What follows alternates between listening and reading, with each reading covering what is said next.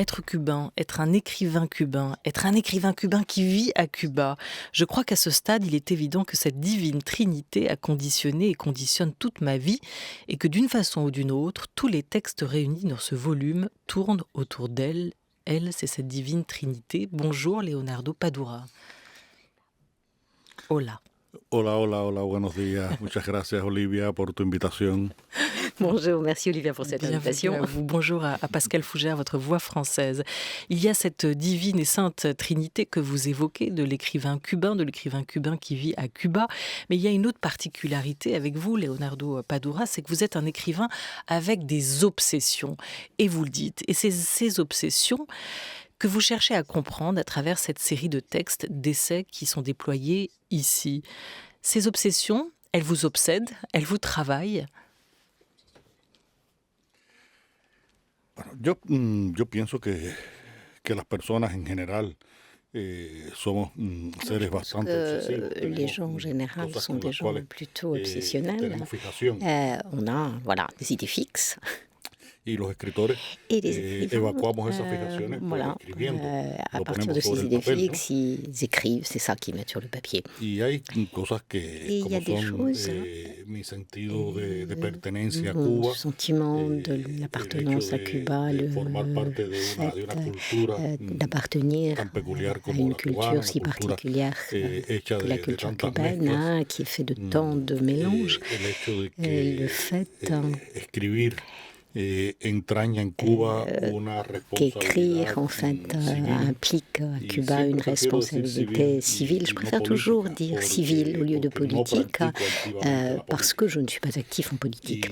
Et tout ça, ça m'a amené à écrire effectivement des textes littéraires et beaucoup des textes qui sont présents dans ce recueil aujourd'hui, L'eau de toutes parts, où j'essaye de parler en fait de comment on peut comprendre la création et comment on rend cette création concrète dans certains de mes livres. Vous avez évoqué ce mot d'appartenance, cette appartenance à cette ville, La Havane, à Cuba, cette île, votre pays, Leonardo Padura. Vous en parlez comme d'une tragédie, vous en parlez aussi comme d'une condamnation. Je suis moi parce que je lui appartiens.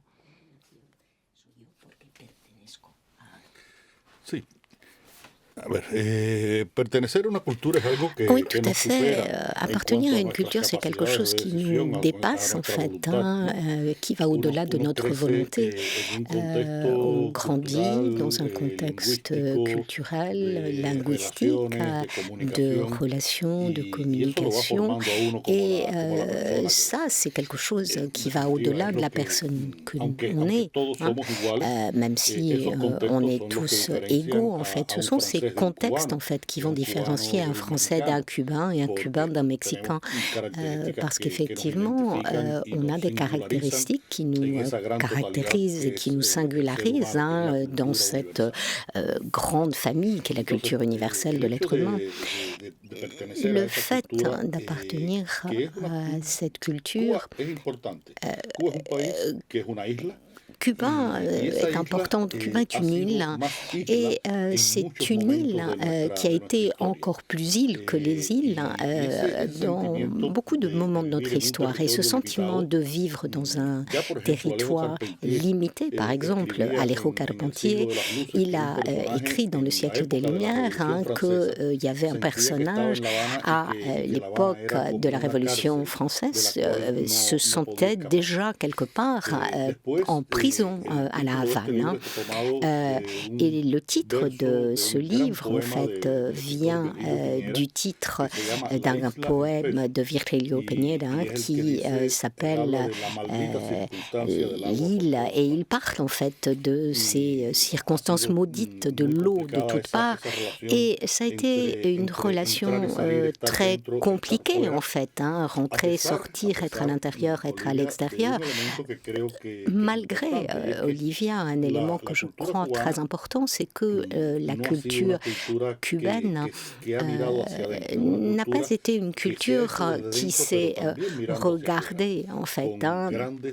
Elle s'est faite, en fait, de l'intérieur avec beaucoup d'influence. Il y a eu Carpentier qui est venu en France, Wilfredo Lalme, qui était un des représentants les plus importants, sont venus en France. Les Samalima, un autre grand écrivain, ont eu cette vision universelle, en fait. Et il y a de nombreuses années, j'ai lu une définition de Miguel de Unamuno qui parlait, en fait, du caractère de la culture et de la littérature. Et Miguel de Unamuno, il disait que on devait, en fait, rechercher l'universel dans les entrailles du local et effectivement dans le limité, l'éternel. Et je crois que c'est effectivement la manière dont on peut comprendre, en fait, une culture à partir de l'insularité, c'est-à-dire un territoire limité, mais qui regarde vers l'universel. Et c'est ce qui se passe quand on essaye de communiquer des sentiments particuliers, cette manière, en fait, de vivre. Et ça n'a pas de sens, en fait, de communiquer tout ça à partir d'une perspective fermée. Je pense qu'il faut communiquer, en fait, vers quelque chose de beaucoup plus large, plutôt que sur une culture précise. Et cette culture cubaine, malgré ses particularités, comme toutes les cultures nationales, s'inscrit dans ce grand tout en même temps.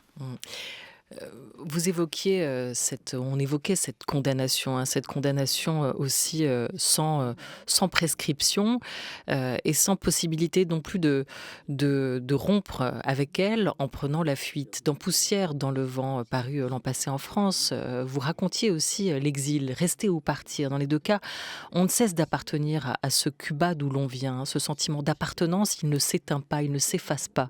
À l'intérieur, écrivez-vous, c'est la sensation d'enfermement. Dehors, c'est le fléau de la nostalgie. Pour beaucoup, le moyen terme n'existe pas. Vous avez choisi, vous, de rester, Leonardo Padura, mais beaucoup de Cubains essayent encore de partir et vous n'êtes pas aveugle face à ça, face à ce phénomène. Il vous arrive même d'être assez en colère face à cette situation, comme vous l'avez dit, raconté dans un article, Le Cri, paru à l'été 2021, en pleine crise économique.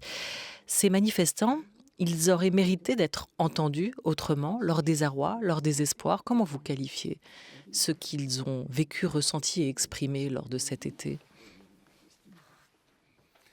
Sí, el hecho de que vivamos en ese relativo encierro. Alors, le fait qu'on vive dans cet enfermement relatif, c'est une réalité, mais c'est une réalité en fait qui est mise à mal constamment dans mon roman le plus récemment publié, Poussière dans le vent. Je parle de cet exil qui se manifeste de différentes manières, parce qu'évidemment, les raisons pour partir ou les manières de vivre cet exil sont différentes.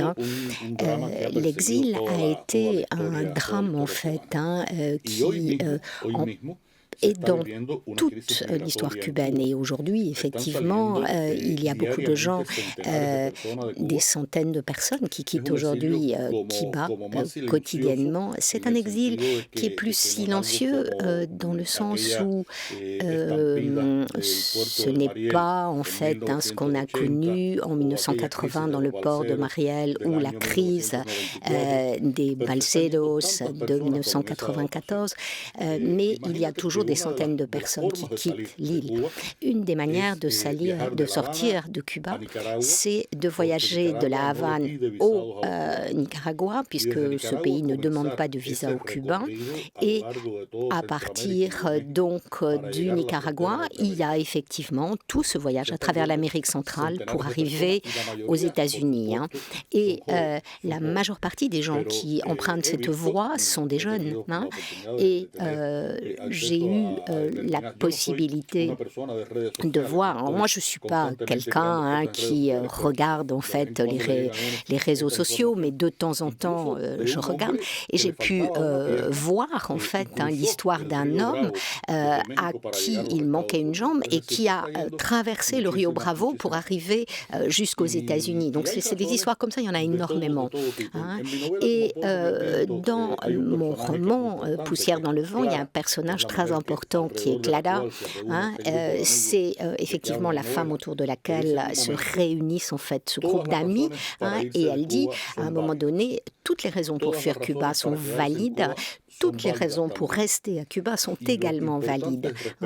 Et l'important, c'est de respecter l'une et l'autre. Et actuellement, il y a évidemment des choses qui ont à voir avec l'économie. La situation du pays est économiquement très difficile. Il y a la lutte quotidienne pour la survie, qui est quelque chose qui épuise les personnes.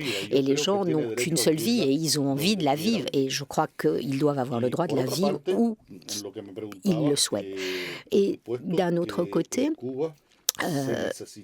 évidemment, à Cuba, on aurait besoin de bien plus d'espace d'expression libre des personnes. Et évidemment, dans les limites de loi, comme ça existe partout. Mais le 11 juillet de l'année dernière, en fait, la société cubaine s'est soulevée d'une certaine manière et ça venait d'une envie d'être écoutée, en fait, que ce malaise puisse être écouté, ce que mes personnages dans les romans de Mario Condé racontent, cette espèce de fatigue historique quelque part, et de rentrer dans une nouvelle étape du pays. Et le roman que je termine actuellement, qui va sortir cet été en Espagne et qui, j'espère, sera traduit et publié en France l'année prochaine, c'est un roman qui parle beaucoup de ça, c'est-à-dire de cette fatigue, de cette usure, de cette absence d'espoir. Et dans cet article que vous mentionnez, je citait des choses qui disaient qu'une société qui a perdu la notion de l'espoir est une société qui ne fonctionne plus. Je suis un homme dont l'esprit est divisé en deux, écrivez-vous Leonardo Padura, tandis que mes neurones luttent pour atteindre la concentration littéraire. La voix d'un certain Daddy Yankee, renforcée par les pulsations de la basse, vient insidieusement me tarauder le cerveau, m'annonçant sans relâche qu'elle aime le carburant et qu'il faut donc lui donner du carburant.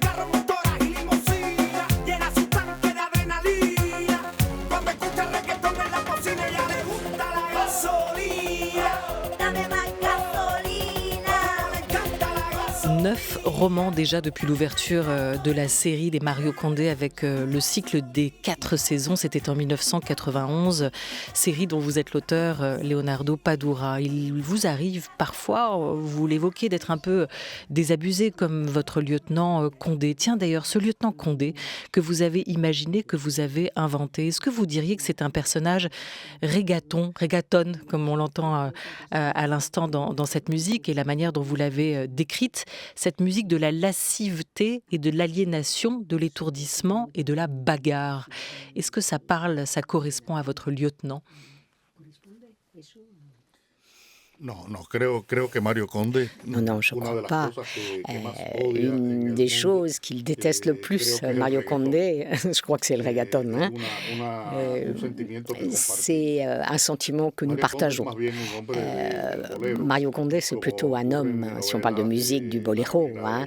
ayer, Comme il y a donde dans tiene ese Les brumes du sentimiento passé, il y a ce nostálgico, sentiment esa chez lui melancolía de que se nostalgie, expresa de también mélancolie en la et música qui del bolero. El s'exprime bolero es como, tout à fait dans es le como la boléro. canción Hein. francesa, Le boléro, c'est comme la tiene chanson esas française. letras en las Il que y se a habla de las cosas de la ces vida paroles où y on también se habla parle mucho des de choses los de la sentimientos vie de et la on vida. parle beaucoup des souffrances de la vie.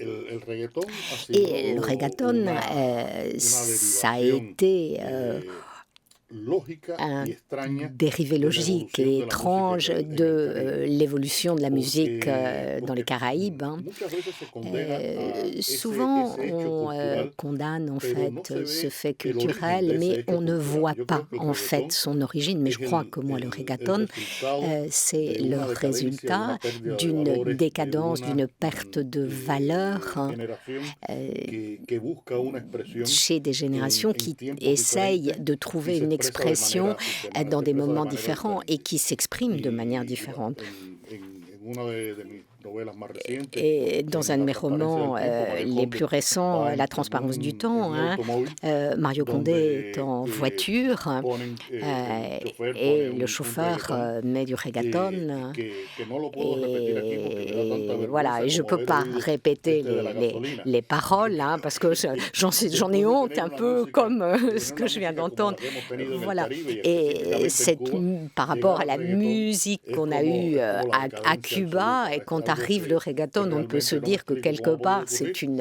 pero está une espèce de ocurriendo décadence. y Hein, está et permaneciendo porque ya son años que ça llevamos fait escuchando reggaetón. déjà des années, en fait, que le reggaeton existe. Hein. Quand est-ce que vous renouez, Leonardo Padura, avec ce personnage, avec Mario Condé? Quand avez-vous besoin de lui comme il a besoin de vous, hein, finalement, pour exister? Sí, es un proceso en el que se me ocurre una idea. A Alors, ver, c'est un esto processus es où complicado.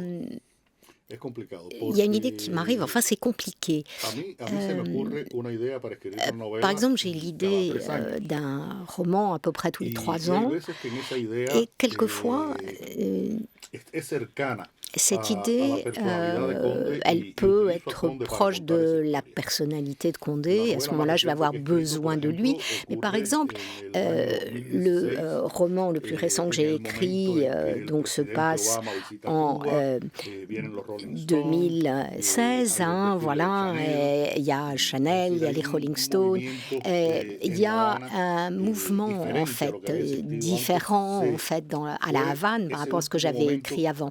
Et donc, ça a été le dernier moment, je crois, où on a eu une espérance de l'amélioration des choses.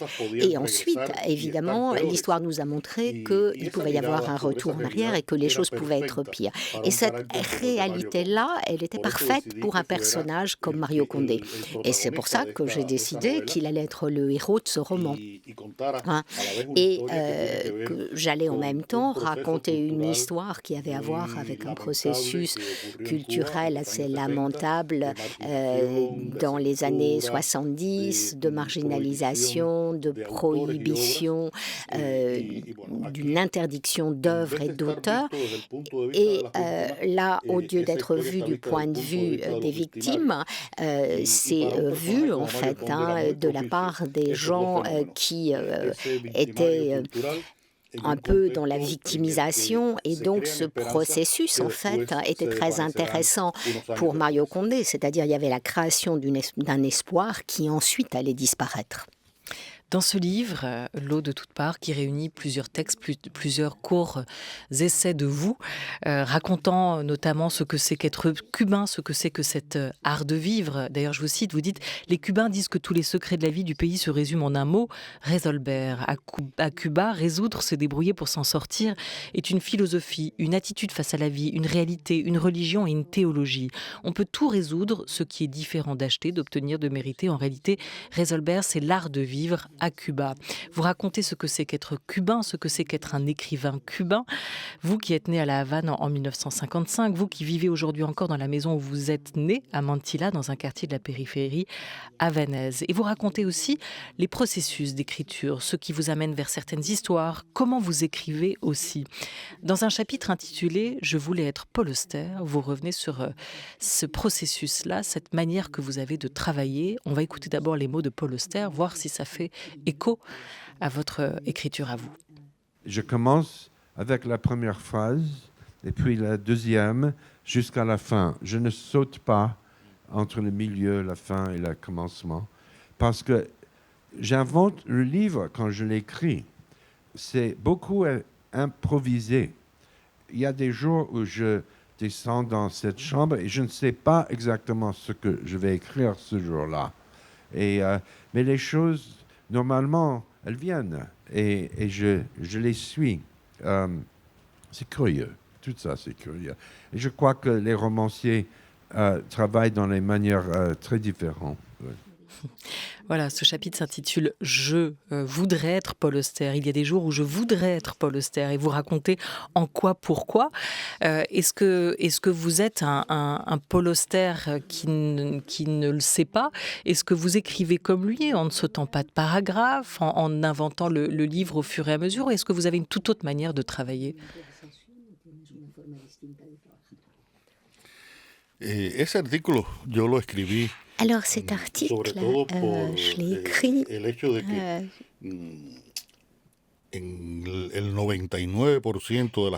surtout parce que en 1999, et je fais environ 250 interviews par an, et voilà, on me demande toujours, on me pose toujours des questions politiques, et à ce moment-là, dans cet article, je disais que j'avais lu en fait une interview où il demandait à Paul Auster en fait le cinéma, les livres, et c'est les choses dont j'avais envie de parler. Et je disais, si seulement je pouvais être Paul Auster et qu'on m'interroge seulement sur la littérature, mais je dois parler de politique. Et c'est absurde parce que j'ai le sentiment que j'ai effectivement une responsabilité civile. Je dois parler de la réalité cubaine parce que je ne suis pas seulement écrivain, je suis aussi citoyen, et en tant que citoyen cubain, comme vous le disiez, Olivia, vivre à Cuba, ça oblige à pratiquer en fait cet art et cette philosophie de la résolution. Et donc, il faut prendre les choses telles qu'elles arrivent, et ça fonctionne donc selon des codes qui n'existent nulle part ailleurs. Dans le reste du monde, les choses sont très simples. Si on a peu d'argent, on prend le yaourt le moins cher. Et si on a plus d'argent, on prend le meilleur yaourt. Et si vous n'avez pas d'argent, vous ne achetez pas de yaourt. Et voilà, à Cuba, quelle que soit votre situation économique, vous pouvez tout simplement pas acheter de yaourt. Et donc ça, c'est une chose qu'il faut résoudre, bien sûr. Oui, mais là, vous répondez comme Leonardo Padura, vous ne répondez pas comme Paul Auster. Et je renouvelle ma question, comment vous écrivez du coup? Je vous pose la même question que j'aurais pu poser à Paul Auster à ce sujet. Comment vos livres s'écrivent? Claro. Pero no, quería esto de resolver es tan importante. Mais pour moi, en fait, je vous ai répondu comme ça parce que cette idée de la résolution est tellement importante. Parce que je suis sûre que quand Auster s'assoit pour écrire, il n'a pas les préoccupations qu'a un citoyen cubain. Mon processus à moi, donc, d'écriture, ressemble plutôt à celui de Paul Auster. Je commence à écrire une histoire et puis l'histoire avance comme poussière dans le vent. Je savais ce qui se passait dans le premier et le second chapitre, et à partir de là, je me suis jetée dans le vide. Et petit à petit, ce vide s'est rempli des caractéristiques des différents personnages et des histoires de ces gens-là.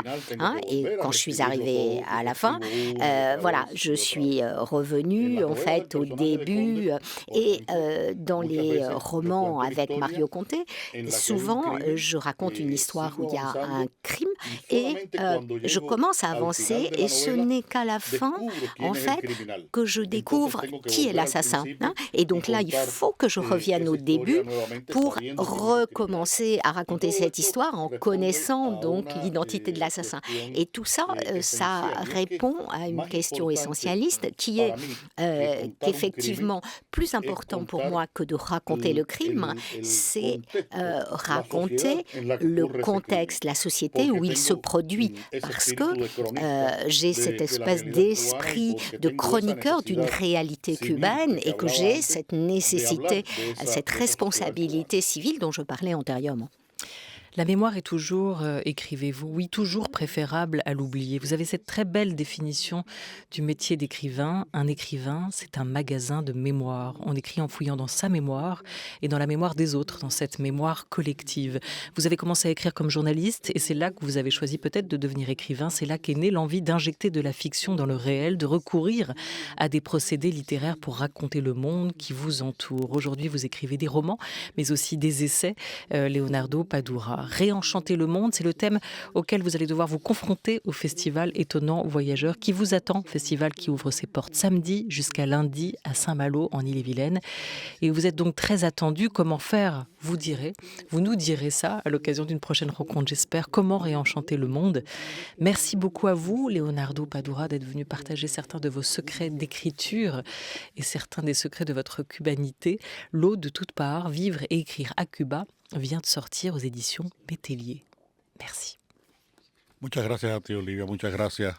Merci beaucoup. Merci beaucoup. Merci Pascal Fougère.